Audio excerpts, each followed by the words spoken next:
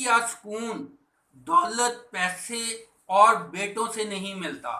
اگر اس سے ملتا ہوتا تو دنیا میں امیر لوگ ہمیشہ خوش رہتے، لیکن اس کے برعکس ہوتا ہے کہ جو مزدور ہے وہ خوش ہوتا ہے، پرسکون زندگی گزارتا ہے، اس کو نیند بھی بہت گہری آتی ہے، جبکہ جو مالک ہوتا ہے وہ ٹینشن میں، پریشانی میں، ڈپریشن میں، بلڈ پریشر ہائی اور نیند کی گولیاں لے کے سوتا ہے۔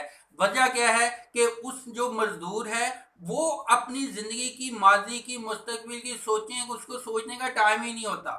وہ بڑے بڑے ایک کام کی طرف فوکس کرتا ہے، اسی پہ شکر صبر کرتا ہے۔ اور جو امیر ہوتا ہے وہ بہت زیادہ کمپٹیشن، بہت زیادہ لوگوں کی سوچوں فکروں میں، زیادہ کی لالچ میں جو کچھ اس کے پاس ہوتا ہے اس کو خراب کرتا رہتا ہے۔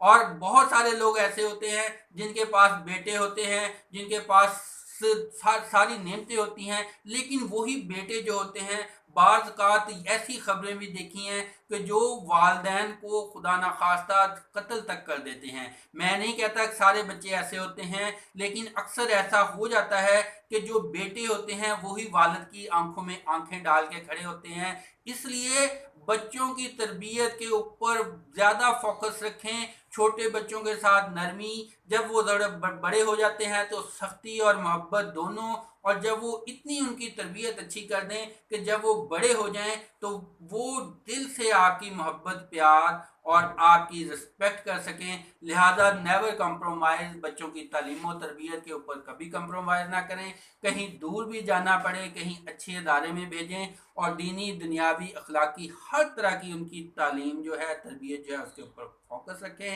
Never forget to like, share and subscribe.